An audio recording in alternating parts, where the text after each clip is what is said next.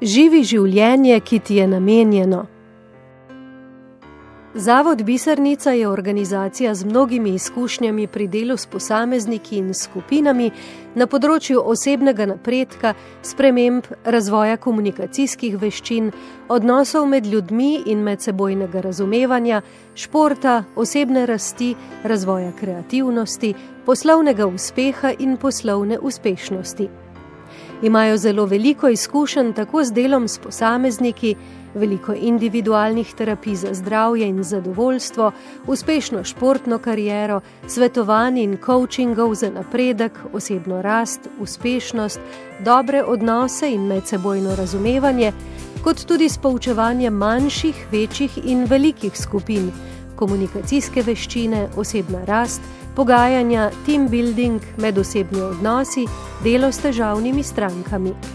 Zavod Bisernica sodeluje v domačih in mednarodnih projektih in raziskavah. Zavodom Bisernica besedo recesija spremenite v reci si ja. Kako ste sploh prišli do ideje zavoda Bisernica? To je zdaj zelo dolga zgodba. Začela se je pa predvsem v mojih težavah. Imela sem težave z zdravjem, imela sem težave z medosebnimi odnosi, imela sem težave v šoli, niso jih me sploh hoteli vpisati v osnovno šolo, ampak sem bila vpisana v šolo s prilagojenim programom. No, danes sem dosegla vse možne uradne izobrazbe, tako da imam doktorat znanosti in sicer organizacijske znanosti. In ko sem iskala rešitve, uradna medicina mi je povedala, da bo moja bolezen samo še slabša, zato sem rekla sama sebi, ok, Neja, tam je prognoza slaba, kaj boš torej naredila? In sem se začela ukvarjati sama s seboj.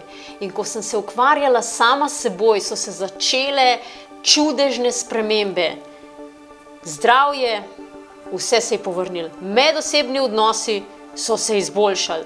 Naredila sem ne samo doktorat, ampak še ogromno izvenšolskih izobraževanj, ki so me potem peljale seveda do tega poklica, ki ga zdaj opravljam. Jaz sem v svoji preteklosti namreč učila tudi na fakulteti, potem sem pa pred 3 leti pustila službo na fakulteti in se posvetila samo delu v svojem zasebnem, neprofitnem zavodu Bisernica.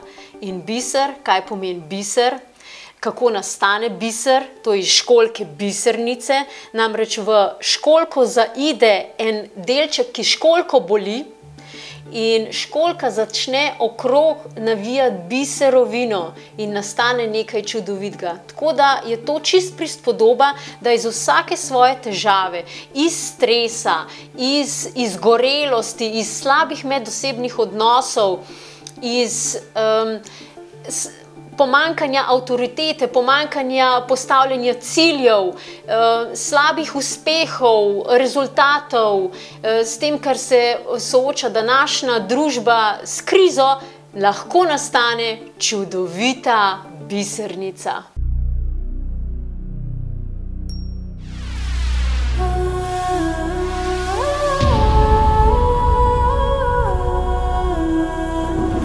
Medtem ko se pri nas številni ljudje ukvarjajo zgolj z osnovnim bojem za preživetje in sploh nimajo niti možnosti razmišljati o kvaliteti svojega življenja, pa na Zahodu, še posebej v Združenih državah Amerike, v skrbi za dobro počutje prebivalcev izjemno hitro raste nova gospodarska panoga, ki angleško rečejo well-being industry.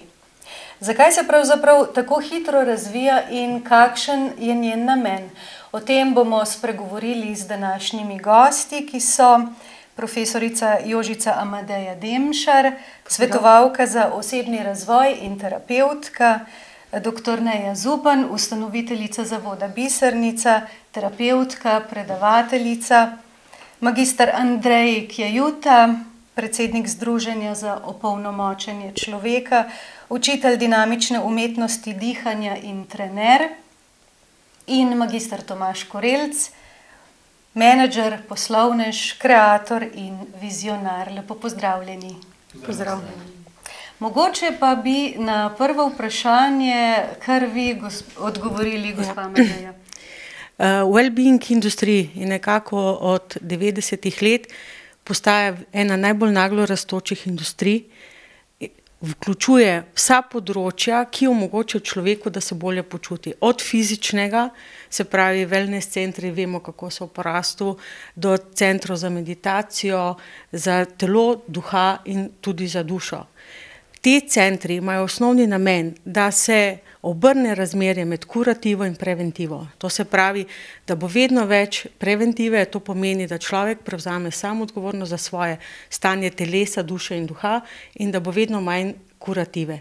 To je eden od ciljev, ki jih well-being industrija nosi. Zdaj, če pogledamo našo celotno zgodovino, tisoče let, že govorimo o tem, kako doseči mir, kako doseči medsebojno razumevanje ljudi. In zdaj je nastopil končno čas, da bomo skozi bolj spoznali, da lahko mir in medsebojno razumevanje dosežemo šele, ko imamo mir v sebi in ko razumemo sebe. In prav to področje pokriva ta well-being panoga. In prav to je tisto, kar ljudje potrebujejo, kar se morajo naučiti.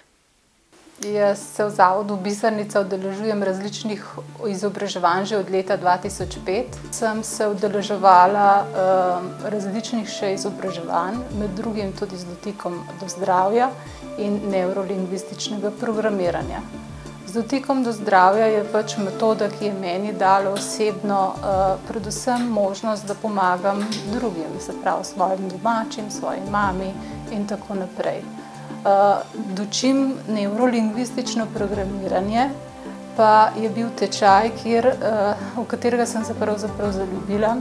Že na NLP diplomi sem pravzaprav spoznala, da je to tisto, kjer pravzaprav jaz moram še nekaj narediti in sicer predvsem z tega vidika, ker sem si močno želela, da izboljšam komunikacijo tako sama s sabo kot s svojimi sodelavci, z ljudmi, s katerimi se družim. Se vrnemo še malo v gospodarski panogi, skrbi za dobro počutje. Nekateri strokovnjaki napovedujejo, da bodo ljudje leta 2200 živeli tudi že do 150 let. Kar pomeni, da bodo lahko tudi daljši čas aktivni in zaposleni. Torej, pri tem ne gre samo za posameznikovo ravnanje, skrb za svoje dobro počutje, delo, ki ga osrečuje, ampak tudi za boljše razmere na delovnem mestu. To pa bo vprašanje za vas, Tomaž. Kako naj v tem smislu delujejo menedžerji prihodnosti? Ja, jaz osebno verjamem, da se to ne bo zgodilo leta 2200, ampak da vsak izmed nas tukaj prisotnih ima to možnost.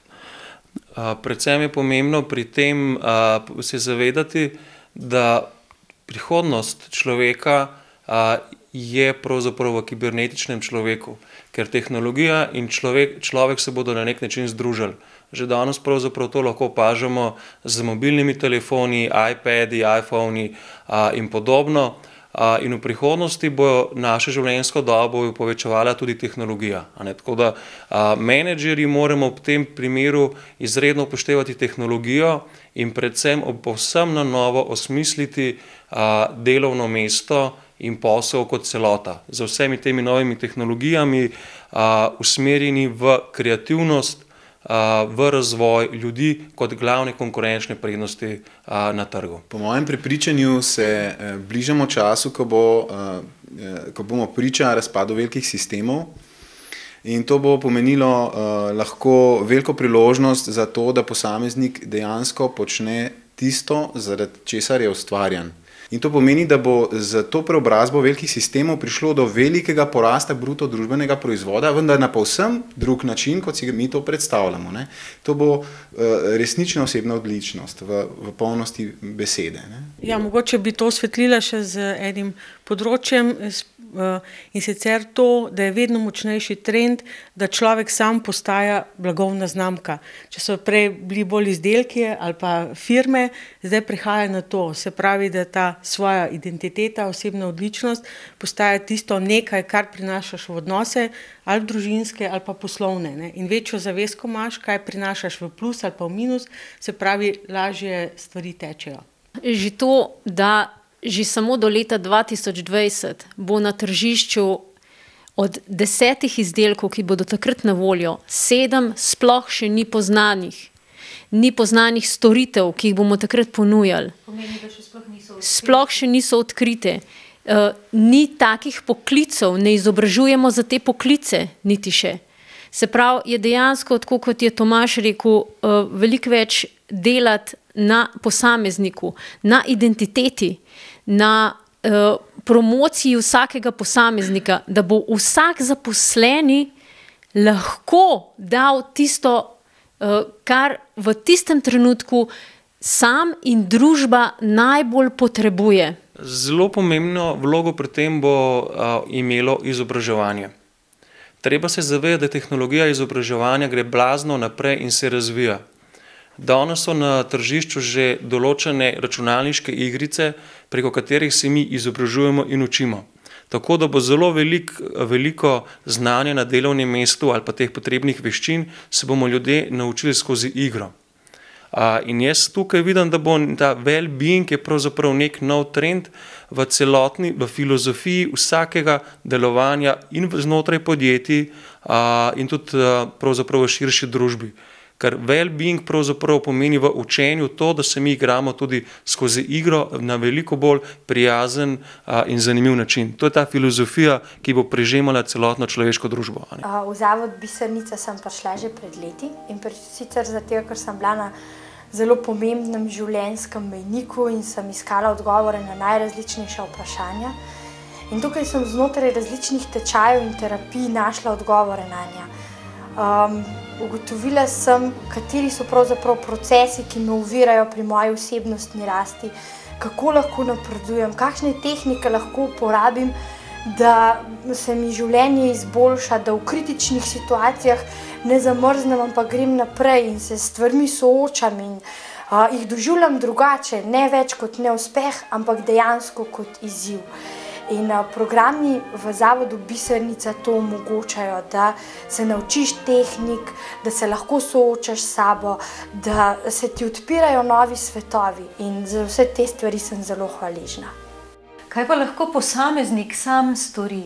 Saj nekaj smo rekli že na začetku, ampak nekaj pomembnih poudarkov. Kaj lahko človek, čisto običajen človek, sam stori v tem trenutku zase? Ja, prva stvar je, da se usmeri od problemov k rešitvam. Druga stvar je, da postavlja svoje cilje, svoje vizije. In tretja stvar je, da začne razumevati ustroj delovanja samega sebe, ker na ta način se bo povezal lahko z drugim. Posameznica ali pa posameznik lahko naredi skoraj vse, ne? Če se začne zavedati tega, da smo mnogo več, kot morda se naučimo v šoli, da smo. Veliko nam pomaga, če posvečamo več pozornosti preprosto svojemu dihu, a ne pa naj gre to za kmeta, naj gre to za prodajalko, direktorja, zato ker dih je tisti katalizator v našem telesu, ki omogoča sproščanje in čiščenje naših misli, čustev in naše krvne slike na kemijskem nivoju. Rekli smo, da je čas intenzivnih sprememb, izzivov in kako te izzive spremeniti v priložnosti. In to se mi zdi zelo dragoceno, to, ko reče upanje umre zadnje, da se drugega podpremo, da se upanje ponovno razplamti in nam da voljo, da gremo korak naprej. Dodal še to, da se je pomembno znati ustaviti in vprašati, a je to, kar se nam dogaja, v bistvu res. Na nek način neka zdrava mera skepticizma. Kad danes smo bombardirani z mediji, vse vrste informacij lahko dobimo in se treba vprašati, kaj je za mene noter in kaj ne. Ta skepticizem, ker dostikrat mediji zelo napihnejo te negativne informacije, to pa ni vedno najboljš za dobrobit človeka. Mi pa si bomo sedaj pogledali nekaj odzivov od ljudi, ki lahko iz prve roke povedo, kako in zakaj so se odločili za iVitalis in kako se sedaj potem počutijo. Super, super, jaz samo to lahko rečem. Vsa notranjost, to se je vse sprostil, prej sem bila neukretna, se mi zdi, da sem zdaj že dosti boljš, ne. Tako da, in kaj jaz vem, kako naj rečem, tudi to nekako duševna opora je vsemu temu, razgibanje, prijetno druženje, ni samo to, sam telovadba, je tudi tisto, ki se družimo, ki se razumemo, da smo nekako enotni, no. Delam jih pa tudi doma, sem CD in si ga predvajam in po tistih vajah tudi delam, ne. Tako da imam izkušnjo, ker sem tudi alergija me po operacijah precej in sem začela vaje delati, no, že s tabletami malo si že pomagam, ampak je veliko boljš, kakor je bilo. Ne, tako.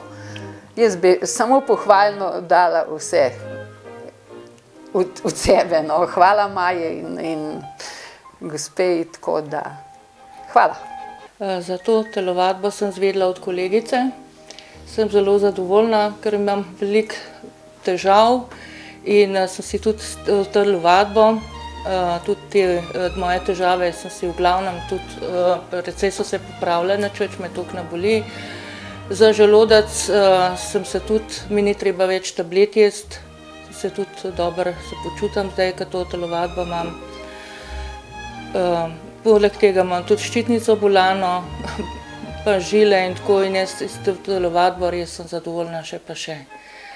Najbolj sem pa vesela tega, da sem se moje težave odrešila za mehur, ker vedno sem hodila, nisem mogla toliko zadržati vode, zdaj odkar telovadim, lahko vodo zadržujem, lahko se po mestu sprehajam, ne da skozi mislim, da me na stranišče tiši in se lepo mirno sprehajam 2 do 3 ure. In tudi po noč je v redu in jaz sem zelo zadovoljna, ker sem se rešila te težave in bom nadaljevala s to telovadbo. Z nami je še eden od voditeljev in terapevtov Zavoda Bisernica, Miha Vizjak. Miha, pozdravljen. Najprej me, Miha, zanima, na kakšen način si pravzaprav ti prišel do Zavoda Bisernice? Kaj se je pravzaprav zgodilo, da si poiskal pomoč ali nasvet tukaj?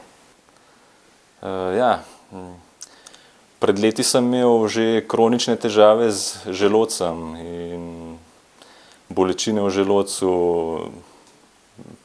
pekoča zgaga in v bistvu sem zaradi tega imel vrsto zdravil, ki pa mi niso pomagala in tako sem se pač odločil, da sam prevzamem odgovornost za svoje zdravje in da se pozdravim.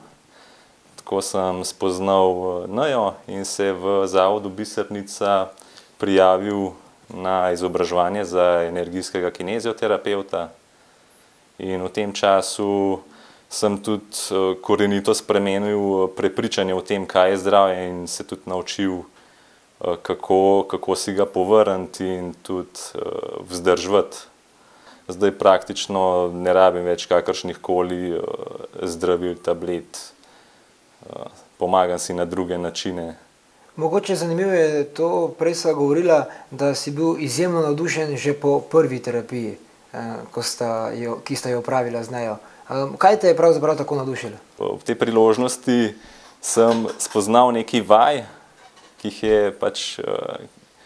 ki so povezane tudi z notranjimi organi in sem jih delal in tudi doma sem jih ponavljal. In sem takoj začutil učinke, začutil sem učinke teh vaj in da spoznal, da delujejo in me je zanimalo, kaj je še za tem. No, to si postal tudi voditelj, prav tako pomagaš in si eden od voditeljev programa iVitalis. Kaj pravzaprav počneš v tem programu? Je nordijska hoja tvoja specialnost ali opravljaš še kakšne druge izvedbe v tem programu? Ja, v bistvu se v Zavodu Bisernica edini ukvarjam z vodenjem iVitalis nordijske hoje. Poleg tega pa tudi še vodim vadbe, se pravi iVitalis vadbe in se ukvarjam s terapijami oziroma terapevtskim delom. Največ na rekreativnih tekmah v teku. To je tudi novost praktično v Sloveniji, da ponujate rekreativnim tekačem in tudi rekreativcem nasploh priložnost. Kakšni so pa pravzaprav odzivi in koliko ljudi pravzaprav to zanima po pretečenih 10, 21 km ali po odkolesarjenih 50 km? Odziv je zelo dober. Radi se odločijo za terapijo, sicer večina jih še zmeraj, ko vidijo masažno mizo, terapijo meša z običajno klasično masažo, ampak potem kmalu spoznajo, da je naš pristop malce drugačen. Miha, verjamem, da se bodo tudi na teh rekreativnih prireditvah programi iVitalis še razvili. Zaenkrat hvala lepa in želim ti veliko uspeha v tvoji novi poslovni poti. Hvala. Mi pa si bomo sedaj pogledali nekaj odzivov od ljudi, ki lahko iz prve roke povedo, kako in zakaj so se odločili za iVitalis in kako se sedaj potem počutijo. V rami sem se poškodovala, sem imela hud izvin. Sicer sem delala vaje, kot so mi jih naročili tam v zdravstvenem domu na terapiji. Sam, ko sem pa začela hoditi na te vrste vadbo, sem pa ugotovila, da je to čist nekaj drugega. Te vaje so tako učinkovite, da zdaj lahko rečem, da me v rami popolnoma nič ne boli in lahko delam vse, kar sem lahko delala na začetku. O vajah pa sam vse ta najboljše. Tukaj pa lepo, počasi in efektno, z velikim učinkom. Tako da jaz sem toliko presrečna, da mi roka ne boli več. No, mogoče bi lahko še rekla vrat, seveda, ker veliko za računalnikom, pa tako naprej človek dela. In te tudi vratne mišice bolijo. S tem je povezan tudi hrbtenica. In to mi je vse fino, fajn funkcionira. Tako da čim več naj se jih udeleži, to bi rekla. Jaz sem imela grozne odnose doma z otroci, posebej sa ščerko. Pa sem slišala za njo in sem rekla, če se grem pogledati še tole, kad sem išla marsikam, sem išla na svete pa to. Potem sem parkrat prišla na stražišče, da sem na njeni terapijah ugotovila, kakšne odnose jaz moram s ščerko imeti. In sem res se spremenila način odnosa s ščerko. Prej sem je bolj ukazovala, bolj nisem znala, kako se, in sem se tukaj pri njej naučila, kako odnose s ščerko imeti. Zdaj imamo tako krasne odnose, da sem zelo ponosna na svoje ščerke. Saša Zupan, ti si v zavodu Bisernica nekako zadolžena za področje osebne odličnosti v družini in medsebojnih odnosih. Kaj te je pripeljalo sem? Študijem osebne odličnosti sem začela v bistvu na podlagi enega osebnega izziva, ki me je peljal k temu, da sem iskala rešitve, kako seveda iz tega izziva čim prej ven priti. In prva rešitev, ki je bila, sem ga našla v zavodu Bisernica, kjer sem se odločila za študij osebne odličnosti. Tukaj noč sem se popolnoma našla sebe, tako kaj jaz sem, kako delujem, kaj lahko naredim, kaj lahko spremenim, kako lahko spremenim recimo svoje poglede na določene situacije, ki so se dogajale, na določene situacije, na katere na prvi pogled nimamo možnosti, da jih spreminjamo, imamo pa možnost, da drugače gledamo, kako te situacije potekajo. Zdaj študiram že višji nivo osebne odličnosti in moram reči, da imam veliko idej, veliko projektov tudi peljemo na tem področju. Predvsem pa, kje se meni to pozna, meni se ta osebna odličnost na družinskem področju se izjemno odlično pozna v moji družini. In jaz lahko čisto iz lastne izkušnje povem, da imam danes odlične odnose s svojimi otroci in tudi z ostalimi ljudmi, ki z mano ali živijo, delajo s prijatelji. No, ampak v glavnem, da se osredotočim mogoče res na to, na družino. Prvo kot prvo, sem izjemoma vesela, da sem začela študijem odličnosti, ko imam še čisto majhne otroke, ker jih vzgajam popolnoma drugače, ko sem jih vzgajala prej. Čeprav sem delala pedagoško smer, veliko sem študirala na področju vzgoje in jaz sem od začetka mislila, da sem izjemna mama, sem danes popolnoma spremenila vzgojo. In moram reči, da so tudi odzivi mojih otrok fenomenalni. Ja, kako se to pozna pri otrocih?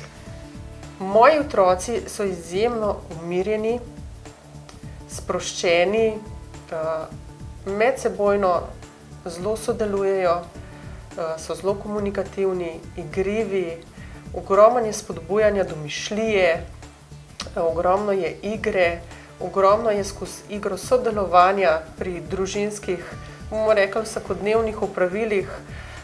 Jaz bi rekla, da imamo neko družinsko harmonijo, da naša družina tako harmonično, ljubeče poteka. Naučila sem se res delati iz srca, spodbujati otroke, jim povedati vsak dan, da jih imam rada, jim to pokazati. In te odzivi se res kažejo tudi nazaj. Potem druga stvar, pravilno pohvaliti otroke. Ne reči samo, ja, ti si pa res priden. Konkretna pohvala. In te konkretne pohvale se izjemno poznajo, ker otroci se potem tudi znajo identificirati s temi svojimi izdelki ali pa s svojim delovanjem. In tlele mislim, da je pri osebni odličnosti posameznika, pa na družinskem področju, kot tudi poslovnem področju, prijateljskem področju, tole toliko krasnih stvari, toliko nam lahko da kvaliteti življenja, da res jaz sem izjemoma zadovoljna, da osvajam ta znanja, spoznavam in jih tudi sama na novo raziskujem, se pravi, da bom tudi jaz en kamenček k temu celotnemu mozaiku lahko dodala.